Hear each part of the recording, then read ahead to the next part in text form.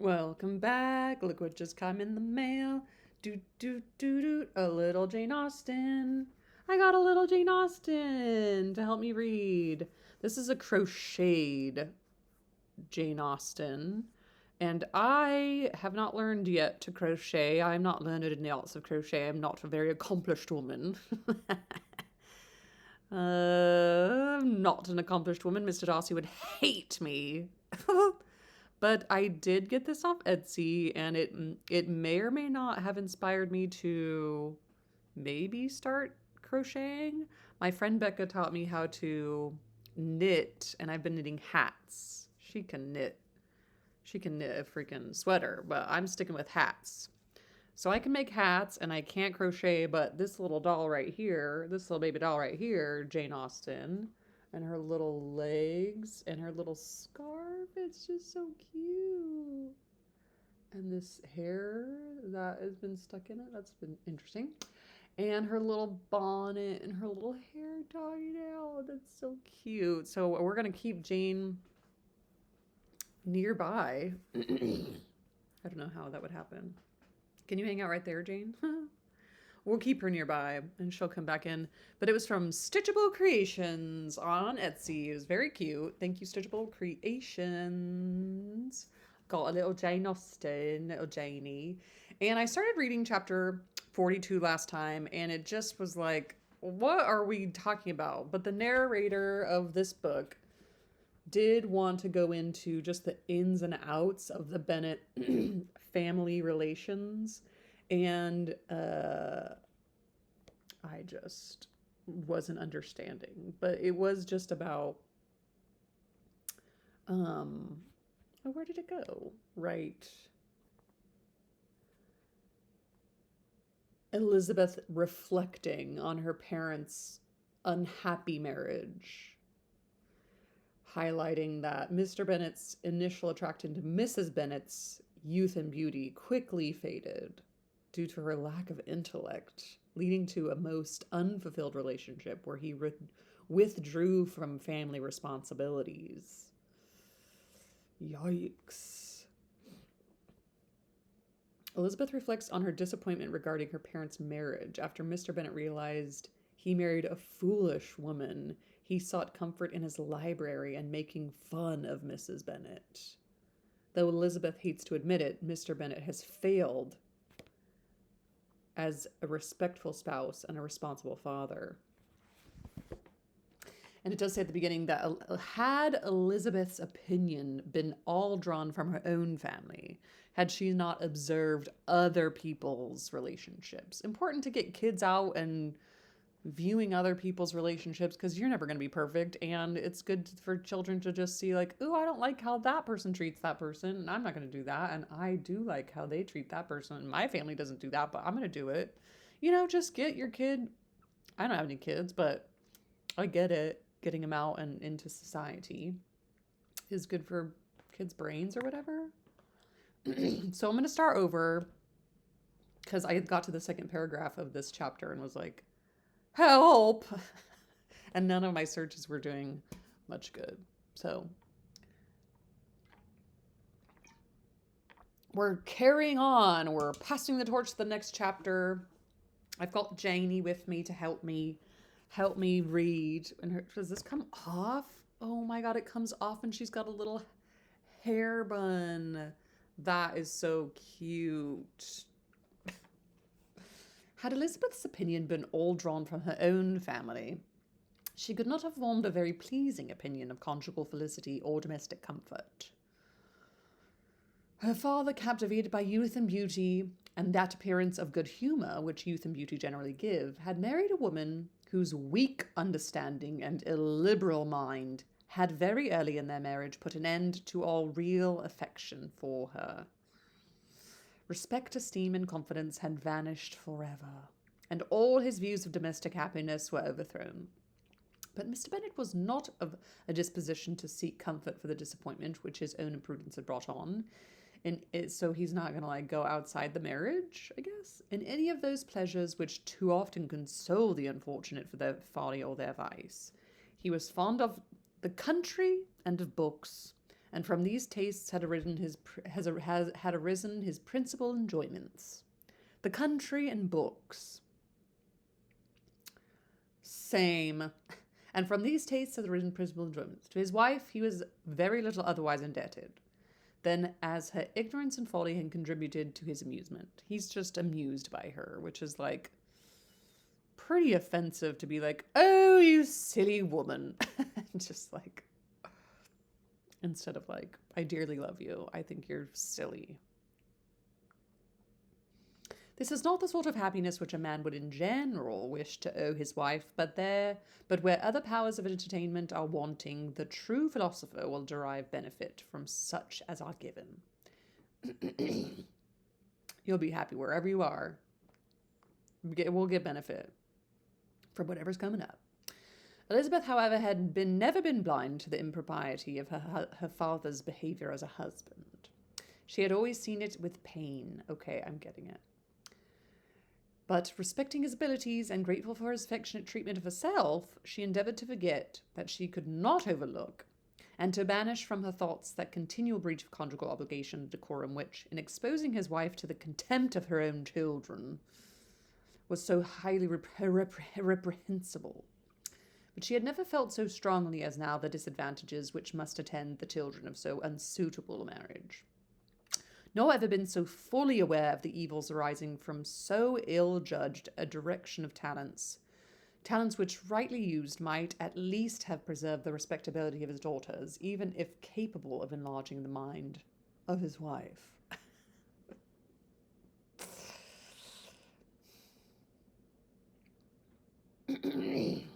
When Elizabeth had rejoiced over Wickham's departure, she found little other cause for satisfaction in the loss of the regiment.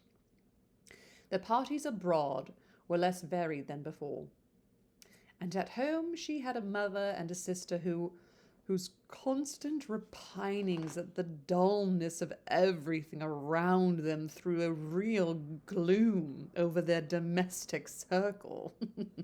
And though Kitty might in time regain a natural degree of sense, since the disturbers of her brain were removed, her other sister, from whose disposition greater evil might be apprehended, was likely to be hardened in all of her folly, and assurance by a situation of such double danger as a watering place and a camp. Upon the whole, therefore, she found what has been sometimes found before. She found what has been sometimes found before, that an event to which she had been looking with impatient desire did not, in taking place, bring all the satisfaction she had promised herself.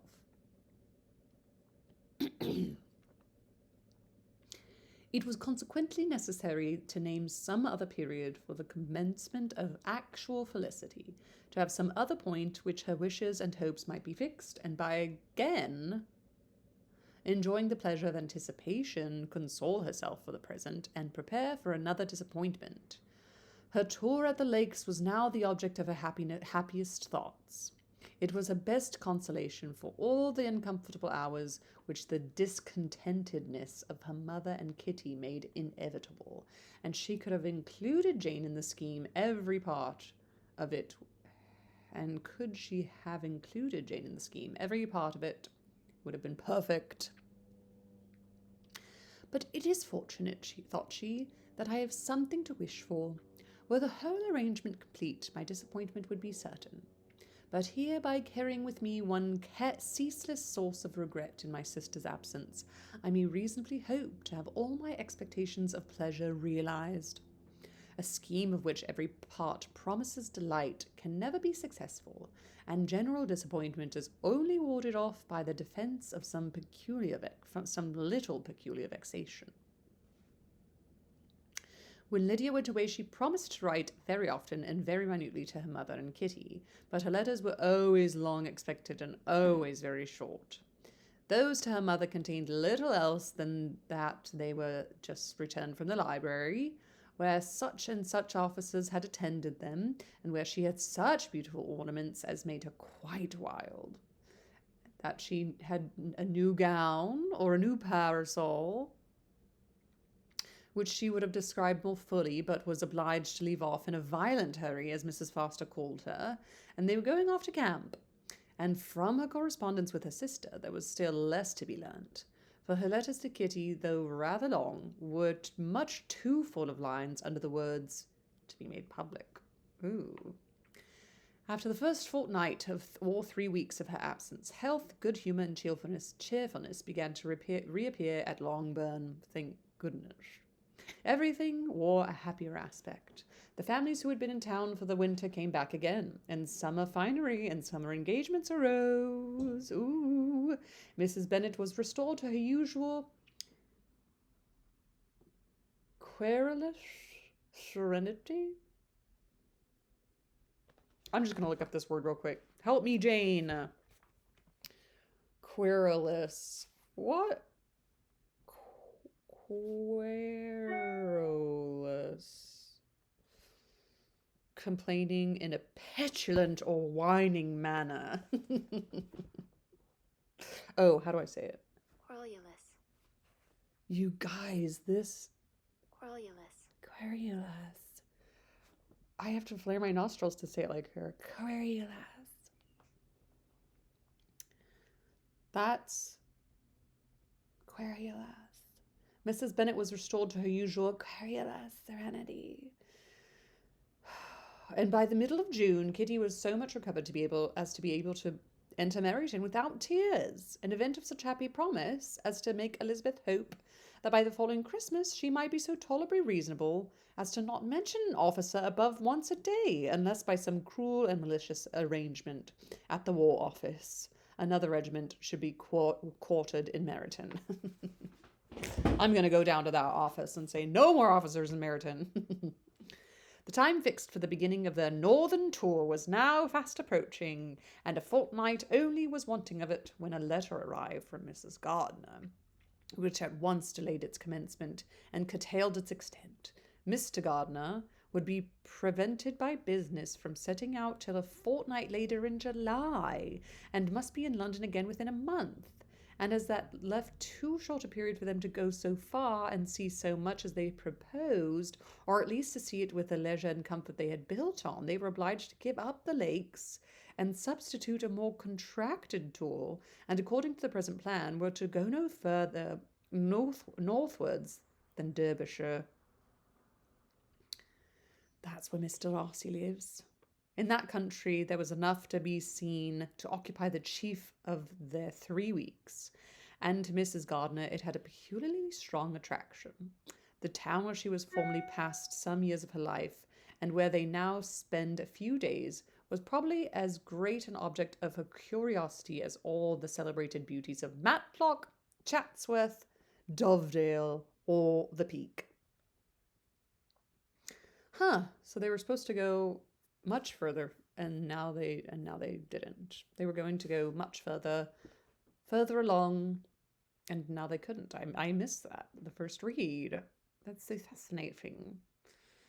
Elizabeth was excessively disappointed. She had set her heart on seeing the lakes, and still thought there might have been time enough. What are the lakes? What can I just had the thought, and we're gonna follow it. What are the lakes? Pride and Prejudice. Tell me about it. Tell me about it, Jane. What are the lakes? The lake in Pride and Prejudice is located at Lyme Park, Cheshire, England. The lake is featured in... No. What are the lakes? Lakes and Peaks. The Lake District. The Lake District was very fashionable for touring parties, and in Pride and Prejudice... I don't want to open it because it looks like it's going to be such a long article.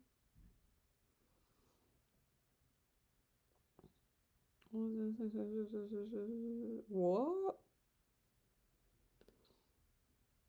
The Lake District was very fashionable for touring parties, and in Pride and Prejudice we learned that Elizabeth was looking forward very much to a holiday. But Elizabeth did not manage to get as far as the rocks and mountains of the lakes. Well, what are the lakes?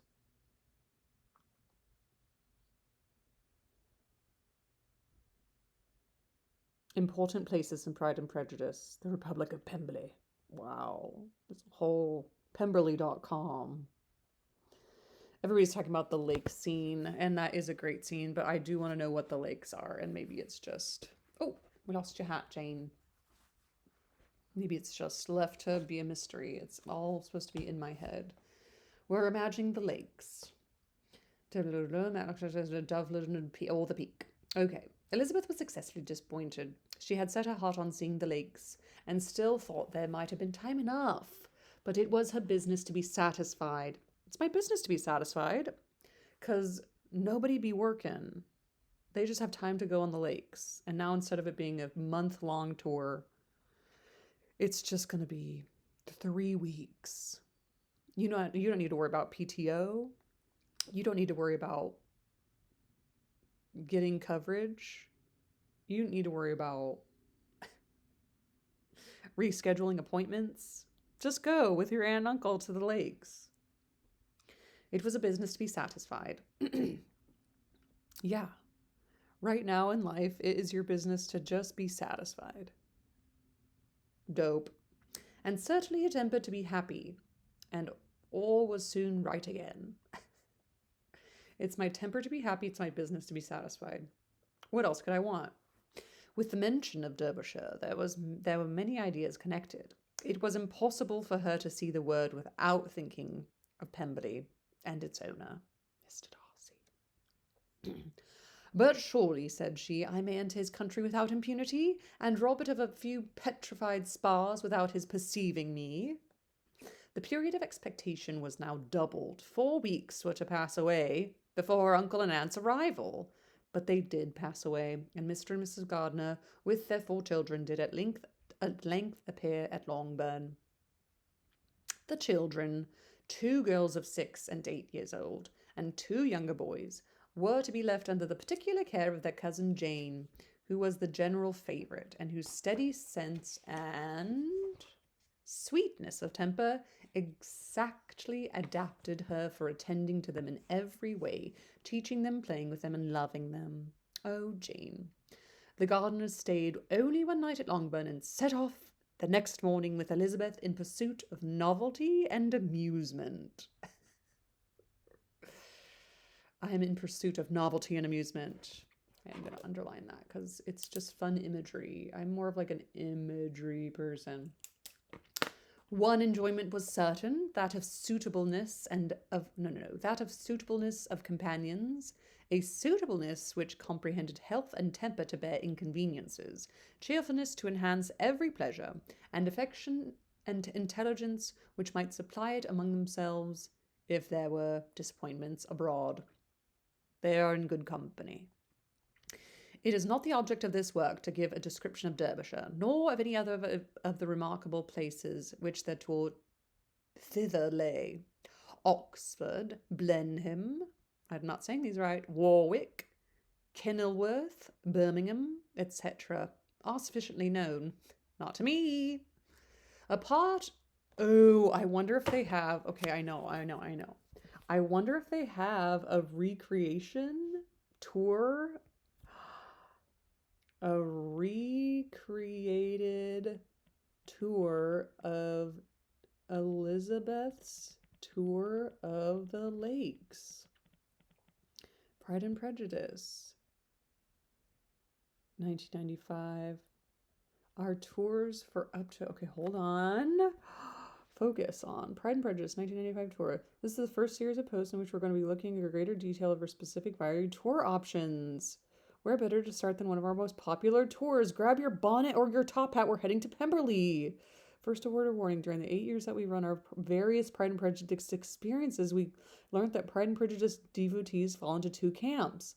Those that prefer the 2005, the Kira version. That's what it's called. They call it the Kira version. And those who only recognize the 1995 miniseries, the Colin Firth version. I'm going to have to watch it. I forgot to start watching that. Two distinct groups of Pride and Prejudice devotees divided by a common interest. Okay. Wow, this is such a great idea, but it was in 1995. I don't know that they have it again. This is cool. Yeah, talk to me about the musical score of A new video of my Pride and Prejudice film locations tour. Oh, the film locations. Okay. They don't have, it doesn't look like visit Pride and Prejudice locations.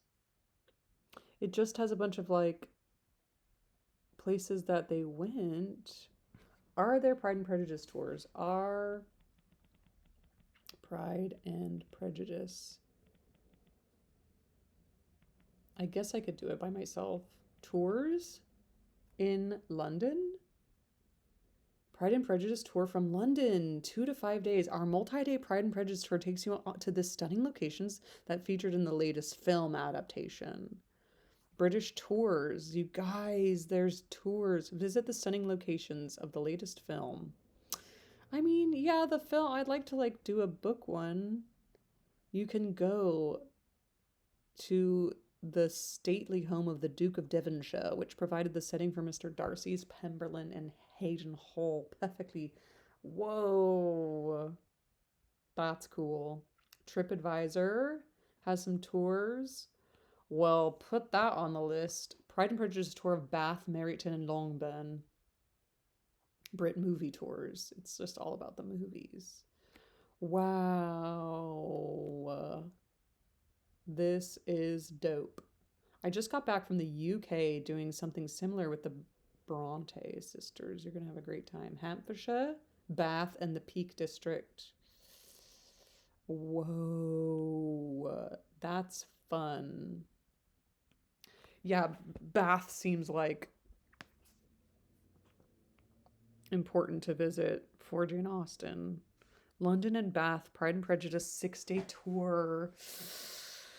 Okay, I'm going to write it down, put it on the list. Pride and Prejudice tour. That would be fun. Pride and Prejudice. P&P GA tour. London. Manifest. We'll manifest. Manifesting. Okay. I truly was almost done with this chapter, but that sounds like so much fun. A small part of Derbyshire and all the present concerns is all the present concerns. I'll start at the beginning of the paragraph. It is not the object of this work to give descriptions of Derbyshire, nor any of the remarkable places through which their route thither lay. Oxford, Blenheim, Warwick, Kenilworth, Birmingham, etc. are sufficiently known. A small part of Derbyshire is all the present concern. To the little town of Lambton, the scene of Mrs. Gardiner's former residence, and where she had lately learned, some acquaintance still remained. They bent their steps, after having seen all the principal wonders of the country, and within 5 miles of Lambton, Elizabeth found from her aunt that Pemberley was situated.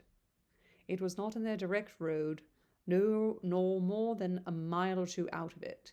In talking over their route the evening before, Mrs. Gardiner expressed an inclination to see the place again. I see. Mr. Gardiner declared it his willingness, and Elizabeth was applied to her for her approbation. "My love, should you not like to see a place of which you have heard so much?" said her aunt. "A place, too, with which so many of your acquaintances are connected. Wickham passed all his youth there, you know." Elizabeth was distressed. She felt that she had no business at Pemberley, and was obliged to assume a disinclination for seeing it. She must own that she was tired of seeing great houses. Okay, after going over so many, she really had no pleasure in fine carpets or satin curtains. Okay. Mrs. Garner abused her stupidity. Yeah. "If it were merely a fine house, richly furnished," said she, "I should not care about it myself. But the grounds are delightful. They have some of the finest woods in the country." Elizabeth said no more, but her mind could not acquiesce. The possibility of meeting Mr. Darcy while viewing the place instantly occurred. It would be dreadful. She blushed at that very idea, and thought it would be better to speak openly to her aunt than to run such a risk. But against this there were objections, and she finally resolved that it could be the last resource, if her private inquiries to the absence of the family were unfavourably answered. Accordingly, when she retired at night, she asked the chambermaid whether Pemberley were not a very fine place, what was the name of its proprietor, and with no little alarm whether the family were down for the summer. A most welcome negative followed the last question. It's like the chambermaid will know. The chambermaid and the staff knows so many secrets. Ooh, that's so interesting to me.